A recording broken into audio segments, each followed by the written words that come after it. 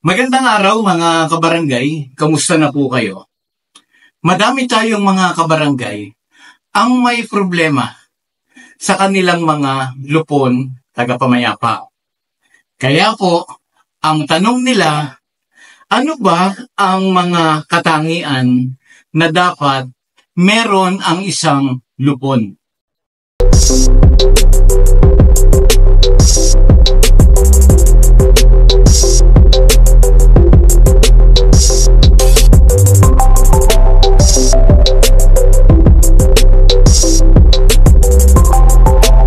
Mga kabarangay, ang katangian ng mga miyembro ng lupon tagapamayapa ay mahalaga upang matiyak na epektibo at makatarungan ang proseso ng pagresolba ng mga alitan sa loob ng barangay.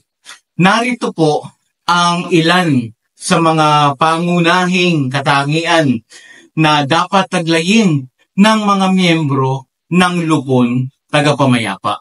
Number 1, matapat at makatarungan. Kailangan maging tapat at walang kinikilingan ang mga miyembro upang makapagdulot ng patas na desisyon. Number 2, may integridad. Ang mga miyembro ay dapat may mataas na moralidad at hindi nasasangkot sa anumang uri ng korupsyon o katiwalian. Integrity. Pangatlo, may mataas na paggalang sa batas. Dapat silang may kaalaman at paggalang sa mga batas ng bansa, pati na rin sa mga lokal na ordinansa ng barangay.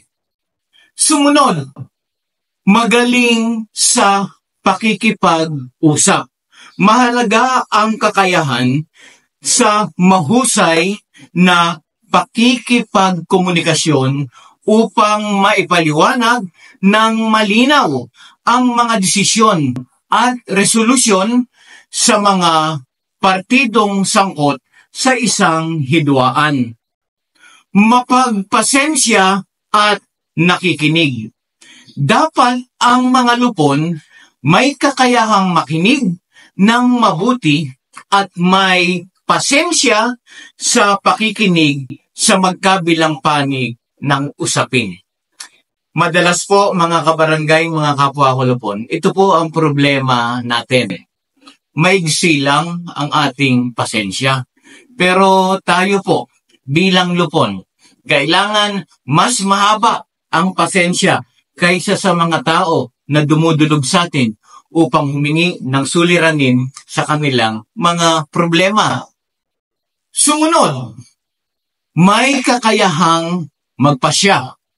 Kailangan silang may kakayahan gumawa ng makatarungan at matalinong desisyon batay sa mga ebidensya at testimonya ng magkabilang panig. Ito pa mga kabarangay, respetado ng komunidad.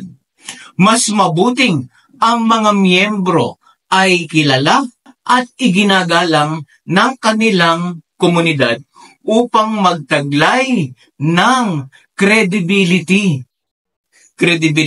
mga kabarangay. Meron silang empatiya. Ang pag-unawa sa kalagayan at damdamin ng mga taong sangkot sa alitan ay mahalaga upang magkaroon ng makataong pagdulog sa mga problemang kinahaharap. Sumunod, yung pong competent. Dapat silang may sapat na kaalaman at kasanayan sa pagsasagawa ng mga tungkulin bilang miyembro ng lupon tagapamayapa.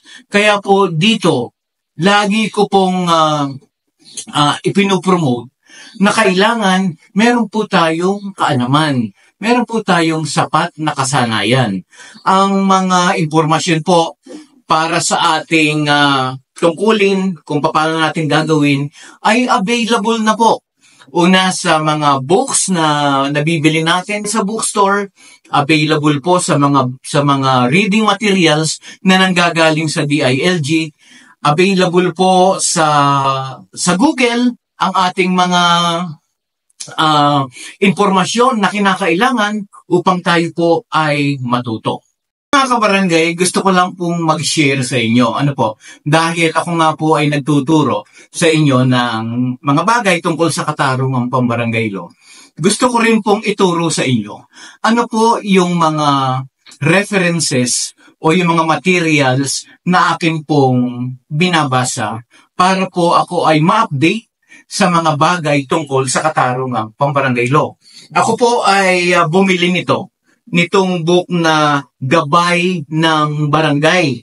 Ang author po nito ay si Yusek Attorney Irene De Torres Alobo. Siya po yung head ng OADR.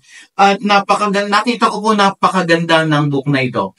Ngayon po, kung kayo po ay gustong pataasin pa o itaas pa yung inyong antas ng kaalaman tungkol sa katarungang pambarangay law, maganda po na ito po ay magkaroon kayo ng kopya nito.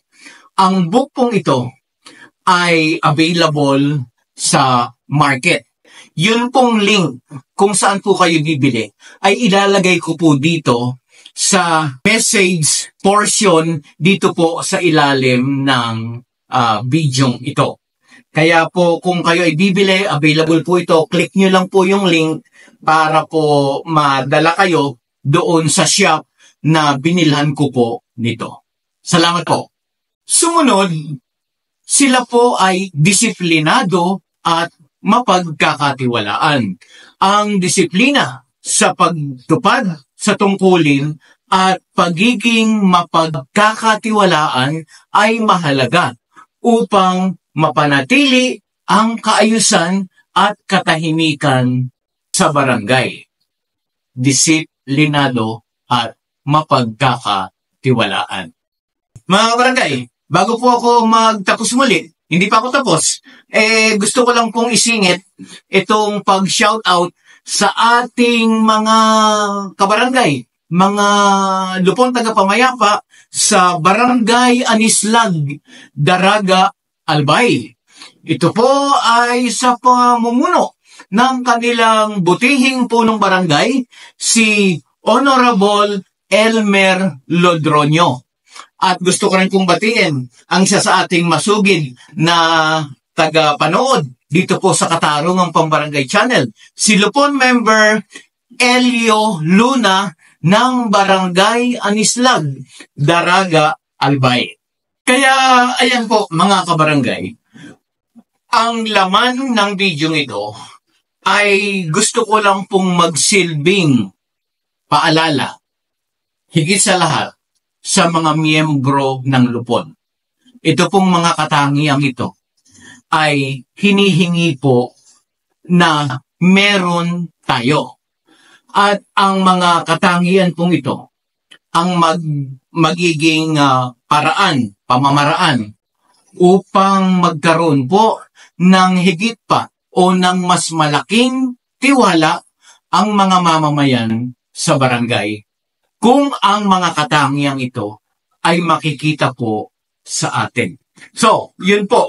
Salamat po sa inyong panonood. Sana po na nasagot ko yung tanong ng mga madaming kabarangay natin na may problema nga sa kanilang mga lupon. Ito na po yung mga katangian na dapat taglayin ng mga lupon tagapamayapa. Hindi po dito pinag-uusapan kung maedad na yung lupon o medyo bata pa yung lupon. Ang mahalaga po, itong mga katangiang ito ay present sa isang lupon tagapamayapa. Kaya marami kong salamat muli sa inyong panonood dito po sa Katarungang Pambarangay Channel. Muli, ito po si Jeffrey.